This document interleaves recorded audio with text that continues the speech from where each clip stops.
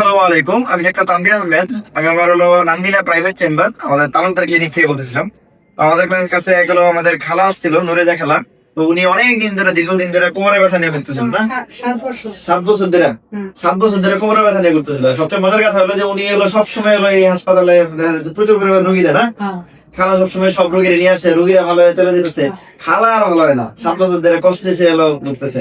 সে মাঝখানে মনে হয় একজনের কাছে প্রায় 1.5 বছর দেখাইছিলেন না। এই যে আমার কাছে পরে শেষমেশ আসলেন, ঠিক আছে। আমার কাছে কবে দেখাইছেন? 4 তারিখে, মানে গত মাসে দেখাইছেন। মাঝখানে দিয়েছিলাম, মাঝখানে দিয়েছে। মাঝখানের মধ্যে কত উপকার পাইছেন? কিরকম অবস্থা? এই কোমর ব্যথা যা ছিল আগে হাঁটতে যেতে পারতেছিলেন না, উড়া পাইছিলেন না, এমনকি আল্লাহর মধ্যে মানে 100-র মধ্যে কতটুকু ভালো হয়েছেন?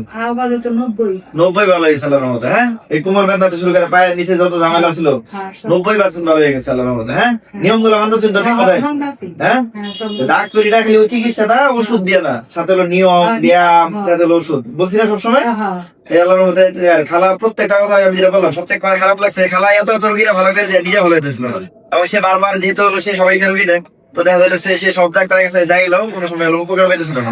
ঠিক আছে, আল্লাহর মধ্যে আমি হলো মোটামুটি ওনার বলছি যে না, আপনার যে কোমরের ব্যথা আছে এটা আমরা সঠিক চিকিৎসা দিলে, সঠিকভাবে নিয়ম মানলে এবং সঠিক ব্যায়াম করলে আশা করি ইনশাল্লাহ ভালো হবে। এবং উনি এত ভালো আছে, আমার নিজেরই ভালো লাগতেছিল আজকে এইখানে। হ্যাঁ, খালা অনেক খুশি হয়েছে। ঠিক আছে, খালা দোয়া করবেন আমাদের জন্য। ঠিক আছে, সবাই ভালো থাকবেন। হ্যাঁ।